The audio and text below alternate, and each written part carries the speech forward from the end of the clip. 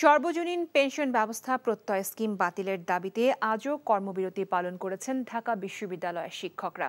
এ বিষয়ে জানাতে সেখানে আছেন আমাদের সহকর্মী নিয়ামুল আজিজ সাদেক।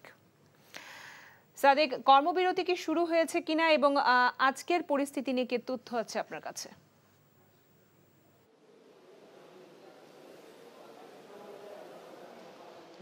লোভা, আপনি জানেন যে এই নবম দিনের মতো আজকের এই প্রত্যয় অন্তর্ভুক্তির প্রতিবাদে তারা এই আন্দোলন চালিয়ে যাচ্ছেন। সেই আন্দোলনের ফলশ্রুতিতে ঢাকা বিশ্ববিদ্যালয় সহ যে পাবলিক বিশ্ববিদ্যালয়গুলো রয়েছে সেখানে কোনো ধরনের পরীক্ষা হচ্ছে না, সেখানে কোনো ধরনের ক্লাস হচ্ছে না, যে কারণে একটি শঙ্কার মধ্যে দিয়ে যাচ্ছে যারা নতুন করে ভর্তি হয়েছে সেই শিক্ষার্থীরা।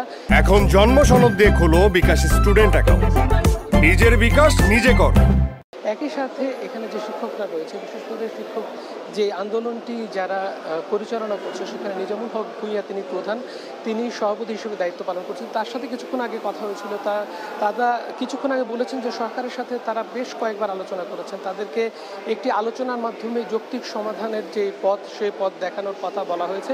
যদিও সেটা কবে হবে সেটা এখন পর্যন্ত সুনির্দিষ্ট করে তিনি বলেননি। এর সাথে আছে এখানে সমাজবিজ্ঞান বিভাগের অধ্যাপক জিনাতুদা ওয়াহিদ, তিনিও এই আন্দোলনের নেতৃত্ব দিচ্ছেন। একই সাথে শুধু এই ঢাকা বিশ্ববিদ্যালয় না, ঢাকা বিশ্ববিদ্যালয়ের পাশাপাশি বাংলাদেশের যে অন্যান্য পাবলিক বিশ্ববিদ্যালয়গুলো রয়েছে সেখানে আন্দোলনকারী শিক্ষকরা তাদের সাথে একইভাবে আন্দোলন করছেন, আমরা সেটিও দেখেছি। তবে 12টা থেকে যে আন্দোলন, বিশেষ করে এই সর্বাত্মক কর্মবিরতি, সেটি শুরু হবে। এর আগে আমরা দেখেছি যে কোনো ধরনের ক্লাস পরীক্ষা কার্যক্রম আমরা কোথাও হতে দেখিনি। একই সঙ্গে এখানে যে রেজিস্টার্ড বিল্ডিংয়ে যে অফিসিয়াল যে কাজগুলো রয়েছে শিক্ষার্থীদের, সেটিও কিন্তু বন্ধ রয়েছে।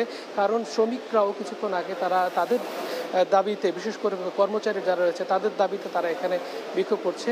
পুরো ঢাকা বিশ্ববিদ্যালয় সহ পাবলিক বিশ্ববিদ্যালয়গুলো অচল, এটি বলা যায় আসলে।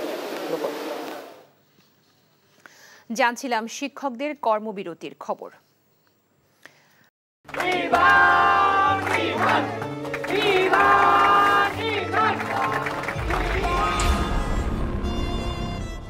তুমি নিজের জীবনটা শেষ করলে, সাথে আমারটাও শেষ করে দিয়ে গেলে। আপনি এই মেয়েটাকে চেনেন না? না।